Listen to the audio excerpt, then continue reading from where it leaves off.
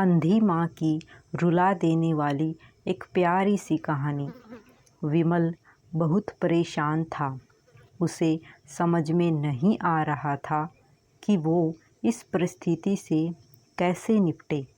वो अपनी माँ को बहुत चाहता था, किंतु उसकी पत्नी और बच्चे उसकी माँ से बहुत दूर भागते थे, क्योंकि उसकी माँ की एक आँख नहीं थी। साथ ही उसकी कमर भी 90 अंश पर झुकी थी। वैसे वह अपना काम सब खुद कर लेती है, किंतु फिर भी वो उसकी पत्नी और बच्चों के लिए हमेशा खटकती है। दादी, आप ऊपर के कमरे में जाओ, मेरे दोस्त आ रहे हैं।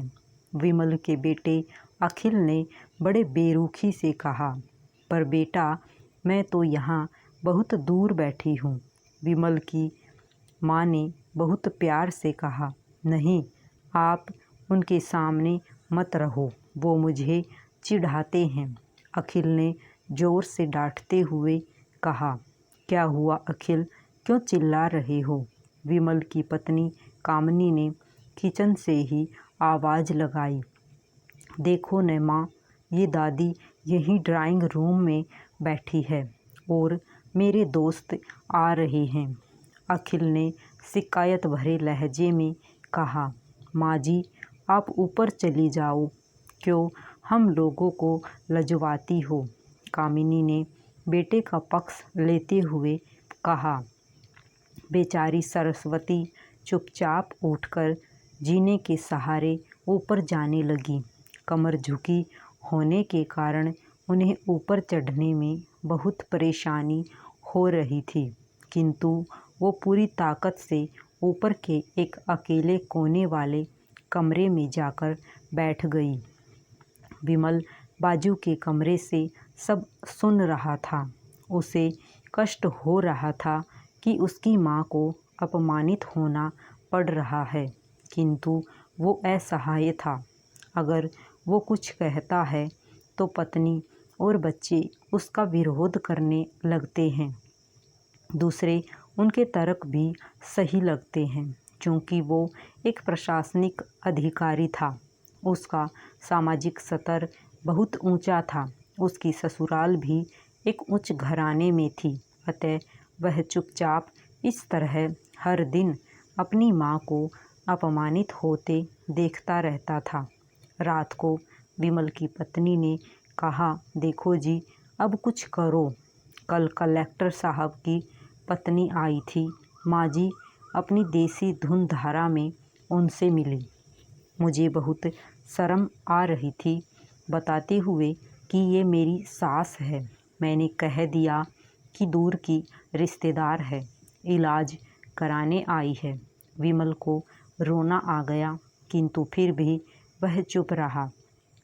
उसे समझ में नहीं आ रहा था कि वो क्या करे। अपने बेटे की मनस्थिति को सरस्वती अच्छी तरह से जानती थी और बेटे को कोई कष्ट न हो, इसलिए वो हर बात को चुपचाप सह लेती थी। विमल बहुत उदास रहने लगा। एक तरफ परिवार और सामाजिक स्तर पर जीने की प्रतिबद्धता थी, तो दूसरी ओर माँ। आखिर माँ से अपने बेटे की यह हालत नहीं देखी गई। एक दिन उसने अपने बेटे से कहा, विमल, बहुत दिन हो गए हैं, मैं अपने गांव जाना चाहती हूँ, मुझे वहाँ पहुँचा दो। मेरा यहाँ मन नहीं लग रहा। किंतु माँ, वहाँ तो कोई नहीं है, तुम्हारी देखभाल कौन करेगा? विमल ने आश्चर्य से पूछा। अरे, सब गांव वाले तो हैं, और वो तुम्हारे मामा जी तो उसी गांव में रहते हैं, और फिर हम सारी व्यवस्थाएं कर आएंगे ना। कामिनी को तो जैसे मन की मुराद मिल गई हो। हाँ बेटा, बहुत सही कह रही है, सरस्वती ने लंबी सांस लेते हुए कहा। विमल जानता था कि गांव में माँ की देखभाल करने वाला कोई नहीं है, लेकिन अपनी पत्नी की जिद के कारण वह अपनी माँ को गांव छोड़ने पर विवश हो गया। माँ को गांव छोड़कर आते वक्त उसे रोना आ रहा था तथा अपनी बेबसी पर गुस्सा भी आ रहा था, किंतु परिवार, पत्नी और समाज ने उसके इन मनोभाव को दबा दिया और वो सुकून सा महसूस करने लगा। कुछ दिनों के बाद उसके चाचा, जो अमेरिका में रहते थे, आने वाले थे। जब विमल बहुत छोटा था, उसके पिता जीवित थे, तब वो भारत आए थे और उसके बाद वो अब भारत आने वाले थे। पूरा परिवार और आस पड़ोस बहुत उत्साहित था। अमेरिका से विमल के डॉक्टर चाचा आ रहे थे। डॉक्टर रमेश ने जैसे ही घर में कदम रखा, सबने मिलकर बहुत उत्साह से उनका स्वागत किया।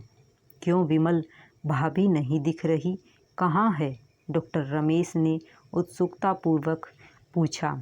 जी, वो गांव में रहती है, यहाँ उनका मन नहीं लगा, कामिनी ने सपाट लहजे में उत्तर दिया। डॉक्टर रमेश ने विमल की ओर देखा तो विमल ने अपनी आंखें झुका ली। डॉक्टर रमेश सब समझ गए, बोले, कल हम भाभी से मिलने गांव चलेंगे सब लोग। दूसरे दिन सभी लोग गांव के घर में पहुँचे। देखा कि सरस्वती को बहुत तेज बुखार है और वो पलंग पर असहाय पड़ी है। डॉक्टर रमेश दौड़कर सरस्वती के पास गए, उनके पैर छूकर रोने लगे। सरस्वती ने की ये हालत उनकी कल्पना से परे थी।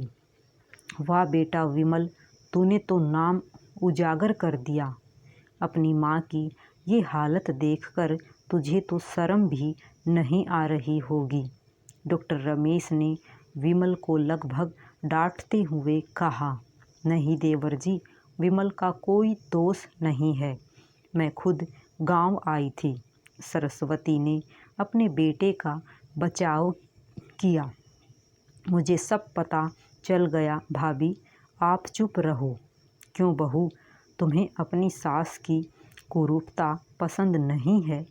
समाज में तुम्हें नीचा देखना पड़ता है ना? डॉक्टर रमेश ने कामिनी की ओर व्यंग्य से देखा। कामिनी निरुत्तर होकर विमल को देखने लगी। आज तुम जिस सामाजिक स्तर पर हो, वो इन्हीं के संघर्षों की देन है। और बेटा विमल, तुम्हें शायद मालूम न हो कि बचपन में जब तुम 1 साल के थे, तब छत से नीचे गिरने के कारण तुम्हारी एक आँख फूट गई थी और तुम्हारी रीढ़ की हड्डी में भी समस्या थी। तब तुम्हारी इस कुरूप माँ ने अपनी एक आँख और अपना बोन मैरो तुम्हें देकर इतना सुंदर स्वरूप दिया था। कामिनी बेटा, इतने सालों तक संघर्ष करके बेटे को प्रशासनिक अधिकारी बनाने वाली इस संघर्षशील औरत की तुम लोगों ने यह दशा कर दी।